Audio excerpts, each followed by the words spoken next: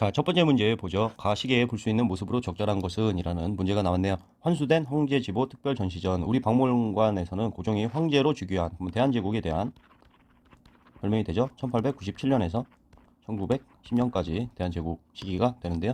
가시계에 사용하였던 국세인 황제지보를 공개합니다. 그럼 가 하면은 대한제국에 대한 설명을 골라라 라는 문제가 되겠죠. 자, 선지 읽어봅니다. 1번 간도관리사로 임명되는 관료 하게 되면은 대한제국 때 이범윤을 간도관리사로 파견을 하게 되죠. 간도의 교민 보호를 목적으로 한 파견이었습니다. 대한제국 시기에 관한 옳은 설명이 되고요. 영화 아리랑을 관람하는 청년. 우리 일제강점기에 가게 되면은 일제강점기에 그 경제사회 문화사에서 잘 나오는 주제입니다. 1926년 영화 아리랑 기억해 두셔야 되고요. 3번 유경공원에서 영어를 배우는 학생. 보빙사가 방영이 돼서 그 효과로 이제 유경공원이 설립되게 되죠. 86년도에 해당하는 그런 내용입니다. 초기 개화기 시기라고 할 수 있죠. 4번 제네럴 셔먼호를 불태우는 평양 관민 하게 되면은 1866년에 병제병 해가지고 병인 박해와 병인 양요 사이에 있었던 사건이죠. 5번 조사 시찰단으로 일본에 파견되는 통역관 초기 개화기에 해당하는 그런 내용이죠. 81년도에는 조사 시찰단 혹은 신사 유람단으로 파견이 됩니다. 암행어사 신분으로 가게 되죠. 그래서 초기 개화기에 해당하는 그런 내용입니다. 같은 해 이제 청해는 영선사로 파견이 돼서 그 청해에 있는 기기국을 보고 와서 우리나라의 기기창을 설립하게 됩니다. 다음 문제 보죠. 자, 다음 문제 풀어봐요. 밑줄근 개혁에 대한 설명으로 옳은 것은 이라는 문제가 나왔어요. 구본 신참을 원칙으로 추진된 개혁하게 되면 대한제국에서 추진한 광무개혁에 대한 내용이에요. 상공업 진행에 필요한 인재를 양성하기 위해 상공학교를 세웠어. 양전사업을 실시하여 지계를 발급했어. 이런 단어들이 핵심어가 되겠습니다. 광무개혁에 대한 내용을 골라주면 됩니다. 과거제 폐지하고 홍범 14조 하게 되면 우리 외웠던 내용들에서 나오게 되죠. 가보 1차 개혁, 1차 가보개혁하고 2차 가보개혁 그리고 을미개혁까지 두 문자로 외우고 있는데 2차 가보개혁하고 을미개혁을 기준으로 하고 이거는 참고하는 정도로 외워두자라고 했습니다. 2차 가보개혁 하게 되면 홍교사가 지린다. 홍교사 723 해서 홍범 14조 교육 입국 조서 사법권 독립 7부 23부 이렇게 외우자라고 했고요. 을미개혁은 태건단이라고 했어요. 태양력 그리고 건양 그리고 단발령 이렇게 필수로 2차 가보하고 을미개혁은 외워두자라고 했습니다. 이제 1차 가보개혁은 군 공연 과시는 개과팔 이렇게 외우자고 했어요. 공국기무처 그리고 공사노비제를 폐지했다. 연좌제를 폐지했다. 과거제를 폐지했다. 신분제를 폐지했다. 음본유제를 실시하였다. 개국연호를 사용하였다. 그 다음에 과부제가를 허용하였다. 팔아문제로 바뀌었다. 이런 내용들이 있습니다. 눈으로 익혀두자. 2차 가부개혁하고 을미개혁 이건 필수라고 했습니다. 선지 다시 보죠. 과거제를 폐지하였다 하면은 1차 가부개혁에 대한 그런 내용이 되고요. 홍범 14조 홍교사 지리삼에 있죠. 그래서 2차 가부개혁에 대한 내용이고 공사노비법을 혁파했다. 1차 가부개혁에 대한 설명이죠. 4. 전국 팔도를 23부로 했다. 홍교사 723에 있는 내용입니다. 2차 가부개혁 5번 황제 직속의 원수부 군을 통솔하는 그런 기구라고 했습니다. 광무개혁에 대한 옳은 설명은 5번이 되죠. 다음 문제 보죠. 다음 문제 읽어봅니다. 다음 상황 이후에 전개된 사실로 옳은 것을 보기에서 골라보세요. 환구단에서 천지에 구하는 제사를 지냈다. 왕태자가 배참하였다. 어쩌고저쩌고 쭉 나오다가 왕이 부축을 받으며 단에 올라 금으로 장식한 의자에 앉았다. 맨 마지막이 뭐예요? 왕이 두세 번 사용하다 옥세를 받고 황제의 자리에 올랐다. 대한제국에 대한 설명이죠. 97에서 1910년까지 존속했습니다. 읽어보죠. 기업 관립 실업학교인 상공학교가 개교되었다. 광무개혁과 관련된 옳은 설명입니다. 니은 군 통속권 장악을 위한 원수부가 설치되었다. 이것도 광무개혁의 내용이죠. 근대식 무기 제조 공장인 기기창이 설립되었다. 초기 개화 시기에 이제 청해 영선사가 파견이 돼가지고 기기국을 보고 와서 설립을 한 거죠.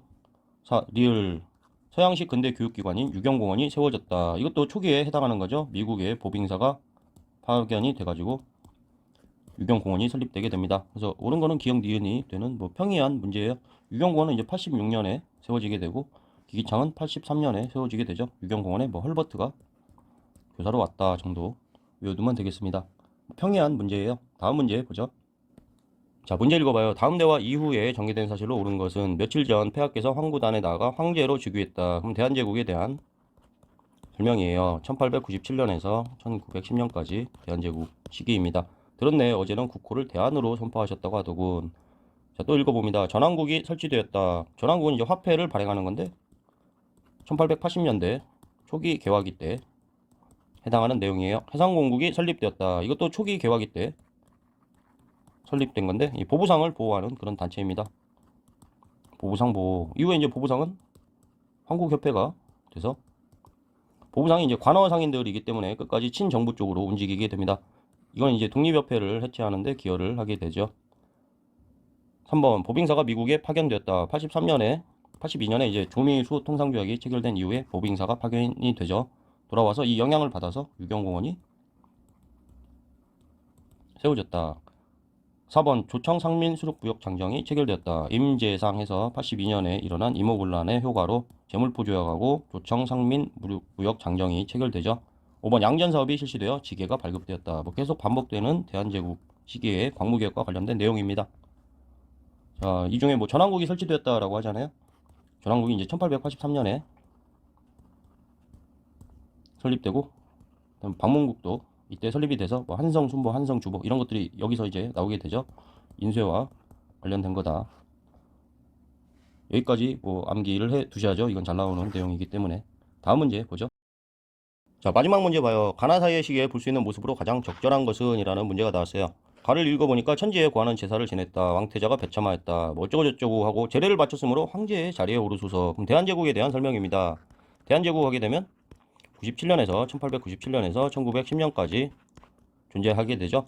나를 읽어봐요. 이제 본소에 대한국 국제를 잘 상의하고 확정하여 보고하라는 조직을 받들어서 어쩌고저쩌고 했다. 공법을 참 좋아요. 뭘 만들고 대한국 국제라는 게 나왔죠. 최초의 근대적 헌법입니다. 최초의 우리의 근대적 헌법이다라고 평가를 받고 있는데 이제 뭐 명목상은 입헌군주제라고 하는데 실질은 전제군주제를 표방을 하죠. 황제는 뭐 무한한 뭘 누리고 무한한 뭘 누리고 이런 식으로 표현이 되어 있습니다. 그래서 명목상은 입헌군주제지만 실질은 전제군주제를 표방하고 있는 대한국 국제 하게 되면 99년에 나왔습니다.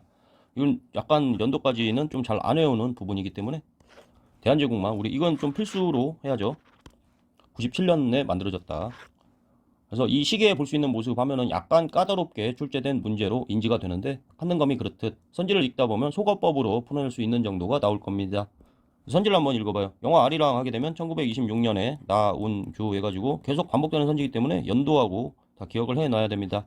영화 아리랑 1926년 이번 관민공동에서 연설하는 백정 관민공동회 그랬죠. 독립협회가 생기고 아관파천 시기에 이제 생긴다라고 했잖아요. 98년까지 하면은 이게 겹치는 보기가 일단 되죠.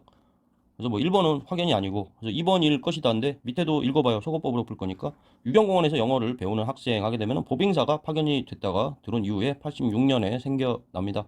이게 초기 개화기에 해당하죠.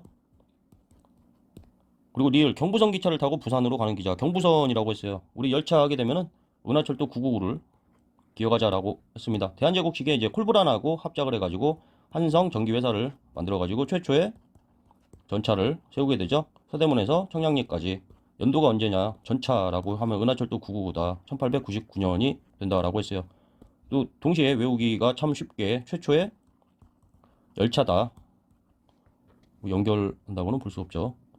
관련해서 최초의 열차다 하게 되면은 서울 경에서 인천까지 경인선이 처음에 만들어진다라고 했어요. 이것도 연도가 은하철도 999다. 그래서 경인선까지는 아는데 지금 경부선이 나왔잖아요. 경인선 다음에 경부선 그 다음에 경인선 이런 순서로 이렇게 만들어지게 되는데 경부선은 이제 05년입니다. 05년을 모른다라고 하더라도 경인선이 나온 게 99년이기 때문에 이 이후라는 것 정도만 인지를 하고 있다라고 하더라도 대한제국이 생긴 게 97년이면 너무 동떨어진 거 아닌가. 경인선보다도 더 뒤에 만들어진 거니까 뭐 그 정도를 짐작할 수 있지 않나 싶어요.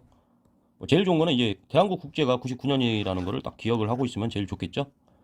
5번 근호회가 주장한 강연회에 참석하는 노동자 근호회가 나왔네요. 뒤에서 이제 배우겠지만 1920년대 가면은 이제 약간 좌우 간에 좌우라는 개념이 나오고 이 좌우 합작과 비슷한 그런 성격을 띈 게 신간회가 나오게 되죠. 1927년에 나오게 되는데요. 그 자매로 이제 자매 단체다 해서 근호회가 만들어지게 됩니다. 이것도 1927년이에요. 같은 시기에 만들어진 거.